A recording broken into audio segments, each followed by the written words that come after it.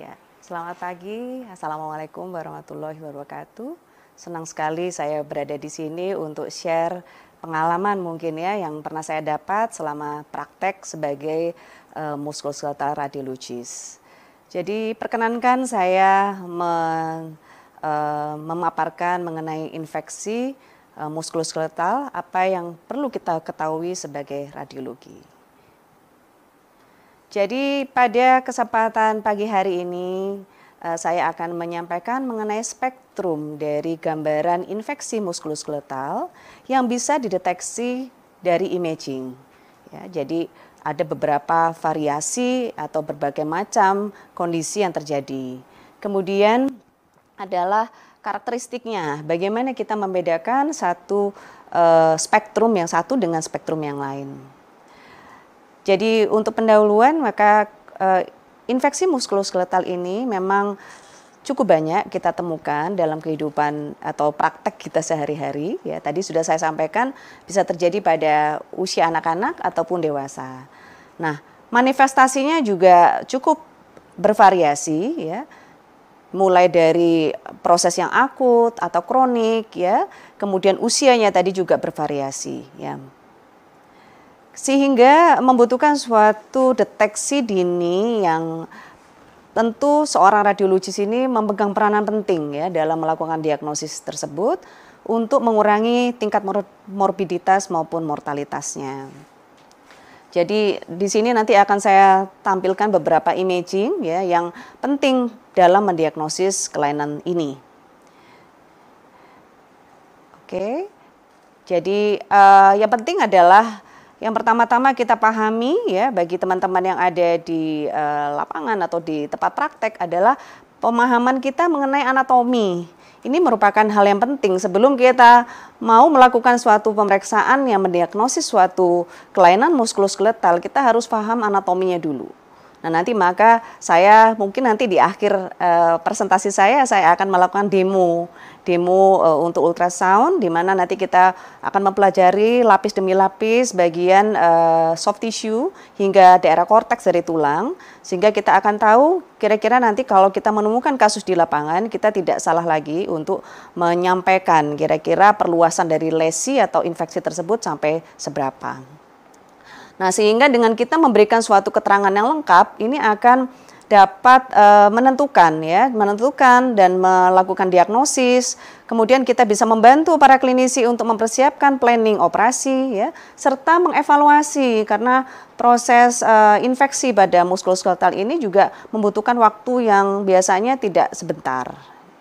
Nah, teman-teman, ini saya tunjukkan suatu skematis anatomi dari sistem muskuloskeletal soft tissue ya, sesuai lapisan-lapisannya.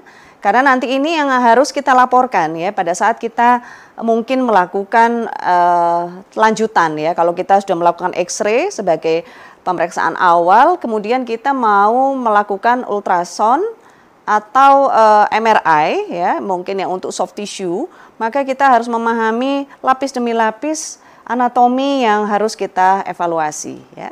Di sini ada beberapa lapis, yang paling saya mulai dari yang atas ya. Yang atas ini adalah lapisan kulit, kutan ya. Dan ini bisa sekali ya kalau kita mengalami atau pasien mengalami selulitis, dia akan terjadi di daerah kutan ya. Kemudian di bawah kutan ada subkutan tisu ya. Subkutan tisu ini ada dua lapisan, superficial maupun profundus atau deep ya, subkutan. Di mana subkutan ini akan dilapisi ya atau dibatasi oleh suatu membranous layer dari superficial fascia. Kemudian pada daerah peripheral fascia ini akan membatasi subkutan tisu bagian dalam dengan muscle structures ya. Nah, di antara muscle structures ini juga dilapisi oleh fascia yang kita namakan intermuscular layer of deep fascia. Baru kita akan melihat lapisan atau korteks dari tulang. Nah, ini sesuatu anatomi yang penting sekali kita pahami karena nanti seorang klinisi akan menanyakan kepada kita, dokter, kira-kira kondisi infeksi ini sampai sejauh mana? sehingga saya membutuhkan guiding dari seorang radiologi untuk menentukan sejauh mana saya akan melakukan tindakan seperti itu, ya. Nah, dari lapisan-lapisan itu tentu ini saya akan menyampaikan gambaran atau variasi gambaran yang bisa kita temukan pada infeksi muskuloskeletal berdasarkan lapisan tadi yang saya sampaikan, ya. Yang pertama skin, ya, skin atau kulit, ya, kita bisa mendapati suatu gambaran selulitis, ya. Selulitis ini bisa di sukutan juga, ya. Kemudian kita bisa menemukan abscess formation, nanti abscess formation itu bisa pada kulit, bisa pada sukutan, bisa pada otot, bisa pada tulang, ya. Kemudian kita masuk ke fasia. Fasia biasanya kita bisa melihat adanya infective fasciitis atau necrotizing fasciitis, ya. Necrotizing fasciitis ini yang cukup mengkhawatirkan untuk morbiditas pasien. Yang berikutnya adalah infective tenosynovitis, ya. Kemudian kalau dia mengenai muscle, kita bisa melihat suatu myositis atau pyomyositis. Kalau dia mengenai bursa, berarti kita bisa mengatakan infectious atau septic bursitis. Untuk joint kita bisa mengatakan infectious atau septic arthritis. Sedangkan untuk korteks, tulang atau marrow kita bisa mengatakan ini suatu osteoitis atau osteomyelitis. Nah, ini adalah entities yang nanti akan saya jelaskan pada presentasi saya hari ini. Nah, ini yang tadi adalah pada saat skematis yang pertama kita menunjukkan yang normal. Tapi apa yang terjadi pada jaringan saat dia terjadi suatu infeksi muskuloskeletal? Maka saya mulai dari yang paling luar dulu, paling superficial. Tadi sudah saya sampaikan selulitis bisa terjadi pada kutis maupun sukutis. Ditandai dengan penebalan, ya, swelling pada daerah kutis, ya. Ini terbatas pada daerah lemak, ya, dan kulit. Kemudian pada lebih dalam lagi saat dia mengenai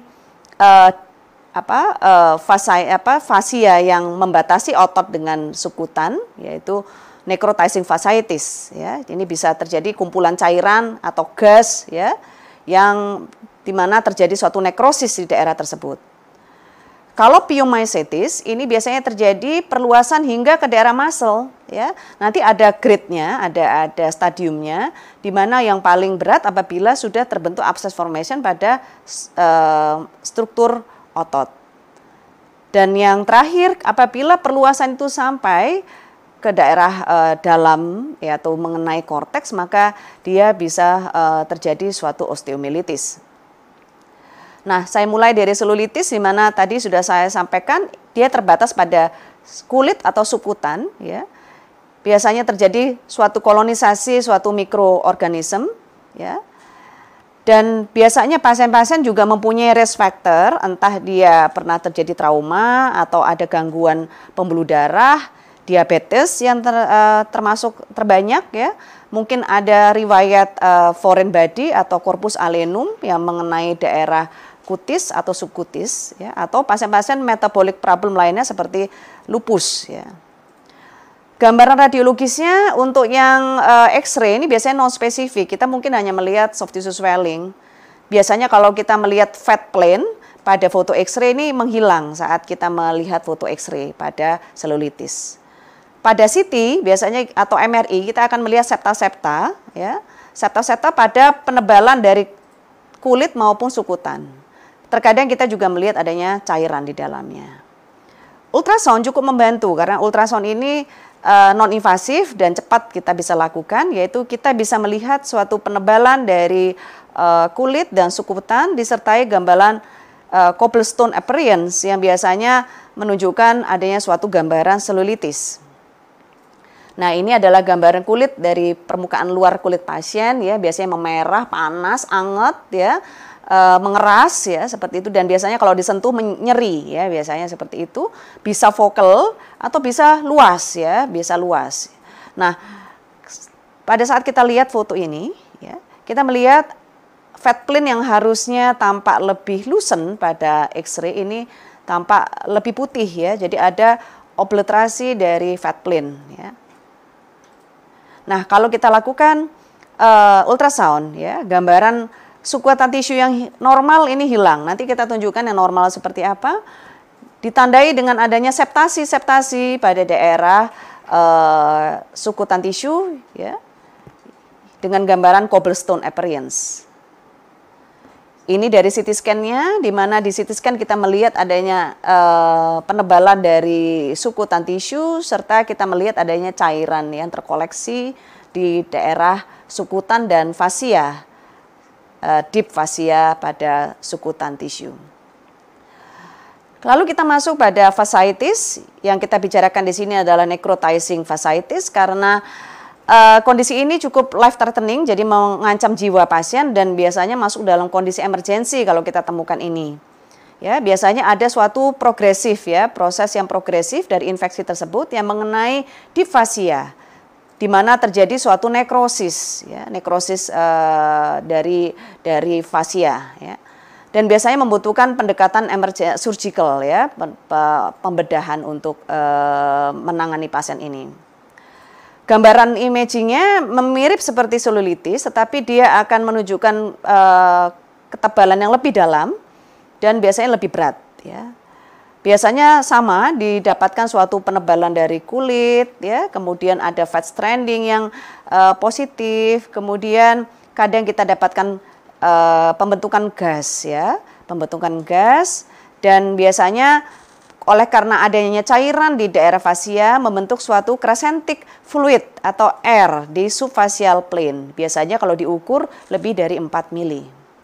Nah, ini contoh apabila ada suatu gas forming, ya. Ya, jadi kalau necrotizing fasciitis, ya, lebih deep, kita boleh curiga ini suatu mengenai fasia ataupun mungkin mengenai muscle, ya, karena kita lihat gambaran gas bubble-nya ini sudah sampai ke daerah deep soft tissue. Gambarannya sebenarnya mirip untuk yang seperti selulitis, tetapi kita melihat adanya suatu fluid collection yang juga terlihat pada daerah fasia.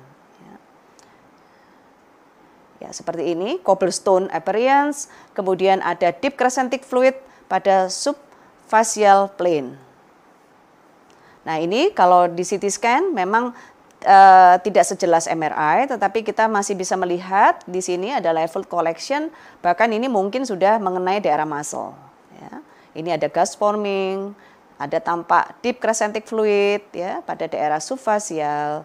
Ya, kita harus curiga suatu necrotizing fasciitis. Nah, yang penting dalam mendiagnosis necrotizing fasciitis biasanya kita membutuhkan kontras, ya. Jadi kalau seorang klinisi membutuhkan informasi apakah ini fasciitis infection fasciitis atau necrotizing fasciitis, maka kita membedakannya dengan kita melakukan kontras. Ya, pada necrotizing biasanya pada daerah fasia ini akan menunjukkan gambaran kontras enhancement. Ya, seperti ini, ya, terlihat jelas. Kalau dia bukan necrotizing, biasanya dia tidak menunjukkan ketebalan yang signifikan maupun enhancement yang jelas seperti ini. Sekarang kita masuk ke abses. Tadi abses saya sampaikan bisa mengenai pada semua lapisan jaringan yang tadi sudah saya sampaikan di awal. Ya, biasanya ditandai dengan adanya fluid collection yang terlokalisir, ya, atau diffuse, ya, berkantong-kantong dengan septasi, ya, biasanya berisi pus, ya, atau nanah, ya. Pada foto X-ray biasanya sama, hampir sama semuanya karena memang tidak spesifik untuk abses, ya. Pada CT dan MRI kita bisa melihat adanya suatu gambaran kumpulan-kumpulan cairan, ya, dengan sentra area yang low signal pada MRI dan high signal pada T2, ya, yang akan tampak suatu pulau-pulau yang berisi cairan dengan dinding yang tebal dan irregular, ya. Dan biasanya akan tampak gambaran ring kontras enhance kalau kita lakukan pemeriksaan MRI dengan kontras. Ultrasound cukup membantu karena permukaan dari struktur muskuloskeletal ini cukup superficial, sehingga kita kalau tidak mempunyai MRI atau CT, maka kita bisa memakai ultrasound kita untuk kita mendeteksi kelainan abses ini. Biasanya kita akan melihat adanya internal echo, ya, atau moving echo yang bergerak, biasanya dia bergerak pada saat kita melakukan peletakan probe pada area yang kita curigai. Nah, seperti ini. Dia kistik tetapi tidak murni, ya, tidak murni kistik, tapi kita melihat adanya debris yang ditandai dengan internal moving echo yang tampak seperti ini. Ini juga kita tampak. Ini ada debris yang cukup luas ya. Biasanya kita cek pergerakannya ya, seperti itu. Ya. Kita bisa cek dengan Doppler ya, untuk memastikan ini betul-betul infeksi. Ya, ini kita melihat, kita bisa melakukan panoramic view ya, memanjang, kita melihat kalau memang kita melihat area yang kita evaluasi ini cukup luas ya. Nah, ini adalah subkutan abses ya, kita melihat adanya kumpulan-kumpulan cairan yang pada DWI kita lihat ada restricted diffusion area pada area subkutan dengan abscess formation. Ini mengenai intramuscle abscess ya, jadi sudah terjadi liquefication dari muscle structures yang bisa dibuktikan dengan pemeriksaan aksial maupun multiplanar reconstruction. Tenosynovitis bisa juga terjadi ya, karena memang infeksi itu dia biasanya langsung atau direct extension atau contagious ya, maka dia bisa melakukan perluasan ke daerah sekitarnya. Apabila kita melihat adanya muscle atau fascia yang terkena, maka tolong cek di daerah tendon yang ada di dekatnya, apakah ikut terpengaruh atau terkena. Biasanya area yang paling sering adalah daerah tangan dan pergelangan tangan.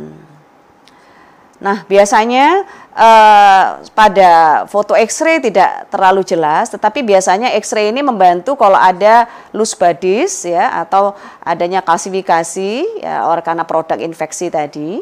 Ya.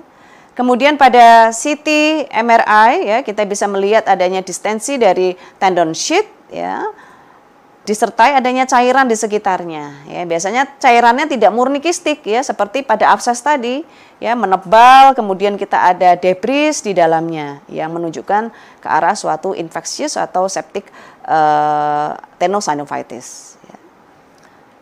Mudah kita lakukan dengan ultrasound, karena dengan ultrasound cukup jelas membedakan dengan yang tenosynovitis biasa ya, karena inflamasi biasa. Nah, ini contoh tenosynovitis infectious atau infection tenosynovitis, kita bisa melihat ini pada tendon extensor carpi ulnaris ya, kita lakukan scan short maupun long, kita melihat adanya penebalan dari tendon sheath ya, dan berikutnya kita melihat adanya hyperechoic ya pada daerah tendon sheath ya, disertai adanya minimal fluid.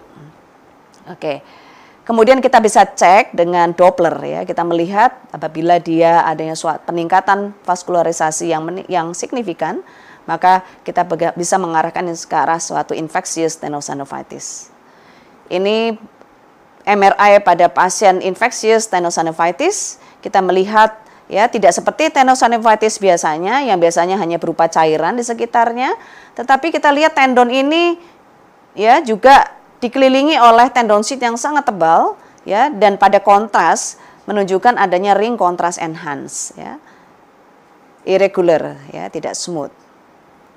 Nah, sekarang saya akan menjelaskan mengenai infectious myositis ya. Jadi biasanya ini mengenai otot, tadi sudah saya sampaikan ya, ada gradasi akut, subakut maupun kronik. Jadi biasanya kalau sudah lebih dalam, ya ini biasanya terjadi pada pasien-pasien yang memang sistem imunnya rendah, imunokompromis, ya, atau sebelumnya memang sudah ada suatu lesi yang akhirnya berkembang menjadi infeksi. Jadi biasanya suatu myositis ini tidak langsung menunjukkan abses, ya, tetapi dia ada fase plekmon dulu, membentukkan plekmon, di mana ditandai dengan localized muscle edema, yang biasanya tampak gambaran yang menebal ototnya ya, lebih hypoechoic kalau kita lakukan ultrasound ya, dengan batas yang tidak tegas ya, bisa mengenai satu atau lebih dari satu muscle ya. Tetapi dalam perjalanan waktu maka bisa terjadi suatu kumpulan cairan di intramuscle yang membentuk abses. Nah, ini contoh. Sebelah kiri adalah gambar yang muscle structure yang normal, sedangkan yang kanan ini adalah plekmon. Jadi dia mulai mengalami suatu proses keradangan, infeksi ya, kita melihat ada suatu penebalan dari ototnya, berikut distorsi dari strukturnya, ekostrukturnya. Tetapi belum ada cairan ya. Tetapi dalam perjalanan waktu penebalan dari muscle ini juga bisa dikelilingi oleh atau diikuti dengan cairan-cairan di sekitarnya. Ini kalau sudah ada lukifikasi ini berarti sudah terjadi suatu abses ya. Kalau di CT scan ya kita akan melihat engorgement atau pelebaran dari muscle structures ya. Kemudian kita bisa melihat densitas dari ototnya sendiri sebenarnya sudah lebih hypodense ya karena ada cairan. Ya, ini pada adductor muscle ya. Nah, seperti ini. Jadi dia bukan hanya mengenai fasianya saja tetapi kita lihat ya di daerah ototnya sendiri ini sudah juga terdapat lesi di mana juga mengalami ring contrast enhance di sini.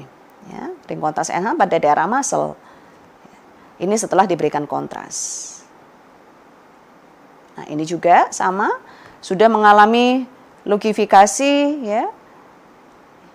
Bahkan pada daerah sini ini ototnya sudah mulai nekrosis ya. Jadi tampak ukuran dari ototnya sendiri sudah mulai mengecil digantikan oleh cairan. Nah, ini kita bisa melihat ya dengan pemberian kontras ya lebih jelas. Nah, ini yang paling sering osteomyelitis ya, ini merupakan infeksi pada bone marrow ya. Biasanya disebabkan oleh suatu organisme yang pyogenik ya. Ini sering kita temukan dan sering juga kita miss untuk mendeteksi ini karena seringkali juga bisa mirip dengan keganasan ya, terutama pada anak-anak ya. Jadi osteomyelitis ini cukup menarik karena dimasukkan dalam differential diagnosis pada kelainan keganasan ya, karena bentuknya yang bizarre, yang irregular ya, seakan-akan seperti mesh-like appearance ya. Dia biasanya terjadi secara langsung dari infeksi yang ada di dekatnya, mungkin dia post trauma atau post injury ya, atau post op bisa terjadi, atau mungkin bisa terjadi karena perluasan hematogenus. Jadi penyebarannya biasanya melalui pembuluh darah yang ada di metafisis, karena pada daerah metafisis ini biasanya merupakan ujung-ujung dari pembuluh darah, akhir dari pembuluh darah ya, kemudian dari arteriole. Kemudian juga pada daerah metafisis ini flow-nya sangat rendah ya, sehingga merupakan tempat yang mudah terjadi infiltrasi bakteria ya. Sehingga bisa terjadi edema, pus, nekrosis maupun trombosis. Nah, ini tadi sudah saya sampaikan hematogenus. Untuk pediatrik memang paling banyak adalah yang hematogenus, yang lainnya adalah lokal ekstensi atau direct contagious ya. Ini adalah kuman-kuman penyebabnya yang sering terjadi. Biasanya kalau pada infeksi biasa ini Staphylococcus atau Streptococcus. Tapi kalau imunokompromis biasanya pada Pseudomonas ya. E. coli atau Pseudomonas atau Klebsiella. Ini biasanya pada pasien-pasien yang imunokompromis. Lokasinya bisa pada long bone atau tubular bone ya. Atau pada flat bone juga bisa ya, bisa terjadi di mana-mana tergantung lokasi dari infeksinya atau penyebarannya. Nah, ini penting sekali tadi saya sudah sampaikan kenapa metafisis ini merupakan area yang mudah ya terjadi infiltrasi bakteria di sini, oleh karena di sini merupakan ujung-ujung dari pembuluh darah ya, sehingga di sini biasanya flow dari vaskuler ini lebih rendah, sehingga mudah terjadi akumulasi dari bakteri apabila terjadi infiltrasi infeksi ya, atau ada perluasan hematogenus. Nah, biasanya pada anak-anak di atas 18 bulan, ini growth plate-nya ini merupakan barrier ya untuk antara epifisis dan metafisis. Ya, jadi biasanya pada usia 18 bulan ke atas ya, ini biasanya terbantu, dia jarang untuk melakukan penyebaran sampai ke daerah epifisis ya. Tetapi pada infant di bawah 18 bulan atau pada dewasa ya, sekaligus usia dewasa, ada pembuluh darah yang kita namakan transficial vessel yang biasanya akan mempermudah rute dari infeksi dan mengkomunikasikan antara metafisis dan epifisis. Apa yang terjadi pada osteomilitis? Ya tentu karena tadi ada infiltrasi infeksi bakteria di dalam daerah metafisis, ya, di mana dia membentuk suatu defek kavitas pada tulang, ya, sehingga membentuk suatu granulasi atau reaktif bone proses dan membentuk suatu intraosseous abscess. Kemudian ini pada fase akut biasanya tidak terlihat jelas, biasanya seringkali miss, ya, tetapi biasanya ditandai adanya soft tissue swelling, ya. Tetapi apabila terjadi suatu perluasan atau peningkatan tekanan medullary oleh karena adanya tekanan dari pus yang terbentuk di dalam tulang, maka dia akan berusaha mencari jalan keluar, ya, sehingga membuat celah yang kita namakan kloaka, ya. Dia berupaya, pus yang ada di dalam tulang ini berupaya untuk mencari jalan keluar, ya, sehingga dia akan mengeluarkan nanah ini, pus ini ke dalam tisu di sekitarnya yang biasanya terjadi pada subperiosteal. Ya. Kemudian apabila terjadi suatu iskemi, ya, suatu iskemi ini berlangsung terus-menerus, ya, terjadi suatu iskemi yang berkepanjangan, maka akan terjadi suatu gangguan, hambatan vaskularisasi pada daerah yang terkena, ya, sehingga akan terjadi suatu hilangnya vaskularisasi di daerah tersebut, ya, sehingga tulang-tulang atau daerah yang mengalami kelan ini akan terjadi nekrosis, ya, yang kita namakan sequester. Nah, sequester ini akan dilepaskan, dia akan terlepas dari bagian tulang yang masih, ya, mengandung vaskularisasi, ya. Dia akan dilepaskan, dia akan berada di center dari kavitas yang tadi sudah saya sampaikan di awal, ya. Karena sebenarnya ini harus dikeluarkan. Jadi kalau kita membaca suatu sequester pada foto atau imaging, biasanya ini merupakan clue bagi seorang dokter bedah atau ortoped untuk melakukan debris demang, ya, supaya mengeluarkan sequester ini, mengeksisi, ya, sequester ini dari daerah osteomilitisnya. Nah, kemudian tubuh itu juga akan melakukan suatu pertahanan diri, ya. Dia akan berusaha membentuk pada area yang masih ada vaskularisasinya, dia akan membentuk suatu reactive bone formation atau bone formation di sini yang tampak sklerotik nanti pada foto X-ray yang kita namakan involucrum. Ya. Nah, kalau infeksi ini terus terjadi sampai ke daerah superficial, maka dia akan membentuk fistulasi hingga ke daerah kutis, ya. Jadi biasanya akan keluar ada defek, ada fistula atau fistel yang akan terlihat pada kulit pasien yang mengeluarkan cairan nanah atau pus. Nah, ini adalah imaging yang bisa kita lakukan yang biasanya tampak pada akut osteomyelitis. Ya, biasanya kalau pada yang dini kita tidak akan melihat gambaran involucrum atau sequester yang jelas, tetapi seringkali korteksnya menebal, ya, karena terjadi osteolysis, ya, atau terjadi suatu perubahan densitas, ya, swollen, ya, pada daerah tulangnya. Ya. Kemudian pada CT scan biasanya kita juga bisa melihat seperti yang kita lihat pada radiograf atau X-ray, yaitu ada periostitis, penebalan dari periosteum. Dan biasanya pada pemeriksaan nuklir, ya, kita bisa melakukan triphase menggunakan TC99M MDP untuk melihat adanya osteomyelitis dengan melihat kondisi pada blood, soft tissue maupun bone phase, ya. MRI merupakan modalitas yang sensitif untuk melihat osteomyelitis yang early, karena dia bisa melihat perubahan dari marrow intensity karena gambaran edema yang tampak pada early finding pada akut osteomyelitis bisa terlihat pada MRI dengan jelas. Nah, perlu diketahui bahwa apabila onset itu terjadi antara 5 sampai 10 hari, jadi dia tidak akan terlihat pada foto X-ray itu kalau onsetnya masih berlangsung kurang dari 10 hari, ya. Jadi biasanya masih swelling, jadi tidak terlalu terlihat jelas, ya. Bahkan mungkin masih normal gambarannya. Tetapi lihat klinis pasiennya di daerah kulitnya apakah memang ada terjadi suatu tanda-tanda infeksi. Apabila dia sudah tampak manifest pada foto X-ray, maka kita akan melihat adanya periosteal reaction, ya, periosteal reaction. Yang ini hati-hati, ya, seringkali pada beberapa tumor tulang juga bisa menunjukkan gambaran yang sama. Ya, tetapi kita harus taking history tentang onset dari pasien tersebut.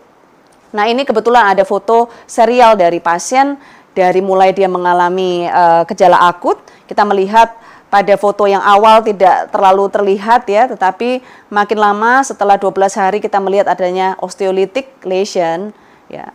Bahkan di sini sudah terjadi adanya suatu nekrosis ya. Tapi selain sudah ada nekrosis, dia juga sudah mulai membentuk suatu bentukan tulang yang baru, new bone formation, dan akhirnya pada hari ke-40 kita melihat adanya sclerotic diffuse pada area yang terkena. Nah, ini adalah gambaran pemeriksaan kedokteran nuklir ya. Pada osteomyelitis kita bisa melihat adanya uptake yang meningkat pada fase flow, blood pool, soft tissue maupun bone phase ya. Jadi menunjukkan adanya peningkatan activity ya karena hiperperfusi karena osteomyelitis. Nah, ini contohnya kalau kita jeli ya, kita lihat adanya penebalan dari periosteumnya ya. Periosteum ini ada swelling di sini, maka kalau kita melihat seperti ini dan ini sudah ada osteolitiknya ya, maka hati-hati, ini merupakan suatu akut osteomyelitis. Nah, dari ultrasound kita juga bisa memastikan, karena biasanya kalau dari foto X-ray kita nggak tahu ada abses apa enggak gitu. Maka boleh kita lakukan ultrasound. Dari ultrasound pun kita juga bisa melihat periosteum yang menebal ya. Jadi kita bisa melihat periosteum menebal dan kita bisa melihat area yang mengandung abses ya, seperti ini. Ini juga pada anak-anak atau bayi ya. Biasanya post BCG vaksinasi bisa terjadi komplikasi ya, akhirnya menjadi osteomyelitis. Kemudian ini pada femur ya, kita lihat adanya penebalan atau periostal reaction ya di daerah diafisis dari femur ya. Kemudian kita lakukan ultrasound, kita lihat adanya penebalan periosteum dan adanya subperiosteal abscess formation. Untuk yang kronik tadi sudah saya sampaikan untuk patofisiologinya, di mana kita akan melihat sesuatu yang lebih kronis. Kita akan melihat sequester, kita akan melihat involucrum, kita akan melihat sinus tract kalau memang dimungkinkan kita melakukan pemeriksaan lebih lanjut. Sequester ini harus diambil ya. Jadi kalau kita sudah mengatakan ini osteomyelitis, maka sampaikan apakah kita melihat sequester. Karena ini merupakan nekrotik tulang ya, tulang yang mengalami nekrosis atau tulang mati sehingga harus diambil. Ya, ini yang putih ini yang di center, ini adalah sequester. Involucrum ini adalah suatu area yang juga berada di dalam kavitas tulang, yang biasanya dia akan membentuk suatu pembungkus ya, bone ya, yang melingkupi, mengelilingi sequester. Ya, karena ini merupakan pembentukan tulang baru. Kloaka ini adalah defect pada cortical atau periosteum, di mana nanah atau pus yang ada di dalam medula ini memang akan mencari jalan keluar ya, melalui sinus ya. Sinus ini merupakan fistulasi yang akan mengalirkan ya, mendrainage ya pus itu keluar. Nah, seperti kasus ini, kalau pada foto X-ray kita cuma bisa melihat sklerotik mungkin ya, tetapi pada saat seorang dokter bedah menanyakan bagaimana dengan kondisi di dalamnya, maka sarankan untuk melakukan CT scan ya, tanpa kontras kita bisa melihat area mana yang masih mengandung sequester ya. Seperti ini, sequester. Nah, kita berikan informasi di mana kloakanya, seberapa besar ya. Nah, sehingga bagaimana hubungannya dengan struktur yang ada di sekitarnya, maka ini merupakan informasi yang bermanfaat bagi pasien maupun klinisi. Nah, ini sequester yang jelas, kita melihat adanya suatu gambaran tulang yang terlepas di daerah center atau sentral ini. Ini kloaka adalah defect ya pada daerah permukaan tulang yang mengalirkan pus ya untuk mencari jalan keluar. Ini contoh lain ya, ada suatu involucrum ya, tetapi gambaran sequesternya tidak terlalu jelas ya. Nah, ini setelah dilakukan CT scan kita bisa melihat lebih jelas defect di daerah sentralnya, bahkan kita bisa melihat ada area-area yang merupakan bagian dari nekrotik dari tulang. Ya. Ini dilakukan MRI ya, kita melihat ekstensi bone edema, bone marrow edema, sekaligus kita melihat adanya subperiosteal abscess formation dan muscle myositis ya, pyomyositis pada otot di sekitarnya. setelah diberikan kontras ya, kita melihat adanya ring kontras enhance ya pada daerah tulang intraosius maupun daerah muscle. Ya, ini menunjukkan adanya infeksi yang ekstensif. Nah, ini juga kita bisa cek ya, kita bisa cek dengan ultrasound ya. Tadi sekali lagi kita bisa melihat adanya pus ya atau fluid collection di sini. Kita bisa cek dengan Doppler ya, kita melihat adanya peningkatan vaskularisasi di sekitar lesi.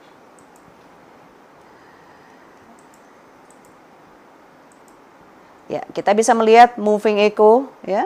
Moving echo di daerah lesi ya. Kita bisa cek ini bukan mass ya, tetapi ini suatu abses ya. Oke. Mungkin kemudian ini pasien dilakukan MRI. Kita bisa lihat ternyata pasien ini dengan SLE dia mengenai dua sisi ya, femur kanan kiri.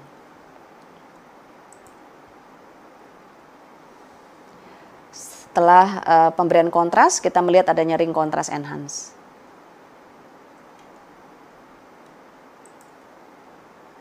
Brody abscess ini bisa terjadi pada anak-anak ya, biasanya terjadi pada daerah growth plate yang belum menutup ya, seringkali pada metafisis ya bisa meluas ke daerah epifisis ya. Ini dinamakan Brody abscess, biasanya tampak gambaran lytic lesion yang geografik ya dengan sclerotic margin. Ini juga sama suatu Brody abscess. Ya, kita lihat di sini. Ya, dia tidak ke samping tetapi dia menuju ke daerah epifisis ya. Melewati growth plate. Kemudian kita masuk pada bursa. Jadi kalau bursa mengalami infeksi, kita namakan septic bursitis ya. Biasanya akan terjadi cairan pada daerah bursa ya. Bisa superficial maupun di bursa, tergantung dari lokasi bursanya. Jadi kita harus tahu lokasi-lokasi bursa yang normal ya. Kemudian kita lihat cairannya biasanya tidak kistik, sekali lagi ya, dia tampak gambaran yang heterogen ya. Heterogen signal, dan biasanya kalau kita cek dengan Doppler, maka kita bisa cek ada peningkatan vaskularisasi di daerah bursa.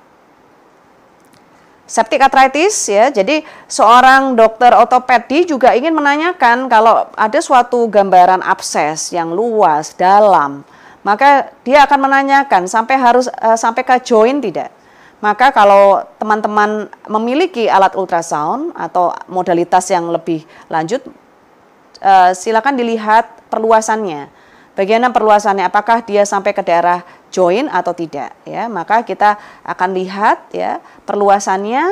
Ya, biasanya ultrasound membantu dalam mendeteksi joint effusion. Ya, tapi yang baik biasanya kita melihat dengan MRI ya, maupun CT scan. Ya, X-ray baik ya, tetapi kalau kita mau mencari cairan ya, maka kita harus melakukan pemeriksaan yang lain ya. Biasanya kalau di X-ray, kalau pada fase yang awal ya mungkin hanya pelebaran dari joint space ya, demikian pula adanya osteopeni di sekitar periartikular. Tetapi kalau sudah yang lanjut maka dia terjadi narrowing atau mungkin kerusakan tulang ya di daerah joint atau tulang yang saling berhadapan. Ya. Synovitis ya bisa terlihat pada MRI, kita lihat synoviumnya menebal ya, kemudian adanya kita lakukan pemberian kontras, kita lihat adanya ring kontras enhance pada daerah joint capsule. Ya. Demikian pula CT scan sama seperti X-ray, dia lebih banyak dapat menunjukkan kelainan atau kerusakan pada tulangnya. Nah ini pada kelainan yang awal. Kalau awal tuh biasanya nggak kelihatan, seringkali pada anak-anak ya. Jadi tiba-tiba jalannya pincang ya, atau orang tuanya bilang anaknya kok jalannya sambil megang kakinya atau tungkainya yang sebelah kanan ya. Terus jalannya nyeret karena biasanya anak-anak itu tidak mengeluh secara jelas. Nah, maka kita bisa lakukan deteksi awal dengan X-ray. Maka kalau kita melihat adanya pelebaran yang celah sendi, maka kita bisa mencurigai ini suatu early dari arthritis ya. Selama dia belum ada kerusakan tulang, maka kita masih bisa DD dengan yang lain ya. Kalau early ini agak susah kita DD-kan dengan septic dengan TB ya, biasanya masih agak susah ya. Paling sering biasanya memang kita curigai ke arah TBC dulu ya, baru septic ya. Nanti harus di-compare dengan hasil CRP-nya, hasil lab-nya yang lain yang mengarahkan suatu infeksi pyogenik. Ini kalau sudah late ya, kalau sudah late ya sudah hancur semua seperti ini ya. Jadi sudah terjadi kerusakan pada tulang, berikut terjadi suatu penyempitan celah sendi yang kita pastikan konfirmasi dengan CT scan. Ya. Nah ini ada kerusakan, ada soft tissue swelling, di suprapatellar recess-nya juga popliteal fossa juga mengalami swelling di sini. Ya. Di ultrasound kita melihat adanya synovium yang menebal, ya, synovium yang menebal, juga ada kerusakan tulang. Ya. Di MRI kita akan melihat suatu ekstensif, kapsulnya, joint kapsul ekstensif, kerusakan tulang ekstensif. Ya. Ada fluid collection, ada absesnya juga di sini, yang meluas hingga ke daerah joint. Nah, saya masuk pada summary ya. Jadi apa yang sudah saya sampaikan tadi ini suatu spektrum dari infeksi pada muskuloskeletal system, di mana pilihan modalitasnya juga sangat luas, sehingga memang nanti kita harus memilih modalitas yang memang sesuai dengan indikasinya. Tentu foto X-ray menjadi pilihan yang pertama saat kita melakukan screening.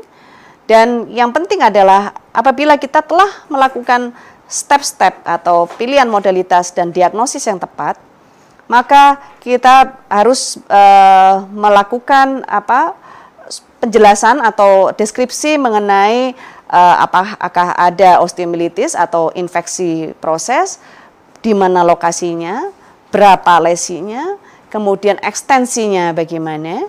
Kemudian kita juga bisa menawarkan suatu monitoring ya, respon dari terapi atau operasi pasca tindakan karena kondisi osteomyelitis. Terima kasih, sekian. Wassalamualaikum warahmatullahi wabarakatuh.